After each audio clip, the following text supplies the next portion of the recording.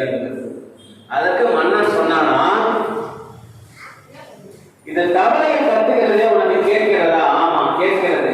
எப்படி கத்துகிறது என்று சொல்லி மன்னன் கேட்டான். அமைச்சர் சொன்னார், கரந்து கரந்து என்று கட்டி கொண்டிருக்கிறது, தவளை கத்துகிறது என்று சொன்னானா. அதுக்கு மன்னன் சொன்னானா, இல்லை, அது கர கர என்று கத்தவில்லை, கர கர கர என்று சொல்லி கரகரா என்று சொல்லி சிவனுடைய நாமத்தை சொல்கின்ற காரணத்தினால் இந்த குலத்திற்கு தேவையான தவளைகளுக்கு தேவையான உணவுகளை அதிகமாக குலத்திலே போடுங்கள் என்று சொன்னானா. இதிலே இருந்து நமக்கு ஒரு பாடம்.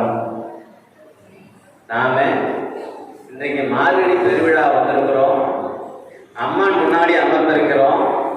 யாரோ ஒரு மருத்துவர் வந்து கந்த புராணம் பேச போகிறார். இந்த சூழ்நிலையிலும் கூட நமக்கு சுவாமியினுடைய நினைப்பு வரவில்லை என்று சொன்னால், ஆன்மீக தொடர்பான அமைதி வரவில்லை என்று சொன்னால், நமக்கு இங்கே இருப்பதால் எந்த ஒரு பயனும் கிடையாது. ஏதோ ஒரு வேப்பமரத்தை பார்க்கும்போது அவனுக்கு சிவனுடைய நினைப்பு, ஏதோ ஒரு சத்தம் வந்தால் சிவனுடைய எண்ணம் அவனுக்கு வருகிறது. நாம் இத்தகைய நல்ல சூழலில் இருந்தும் கூட இறைவனுடைய நினைப்பு வரவில்லை என்று சொன்னால் நம்மை பற்றி நாமே ஒரு முடிவு செய்து கொள்ள வேண்டும்.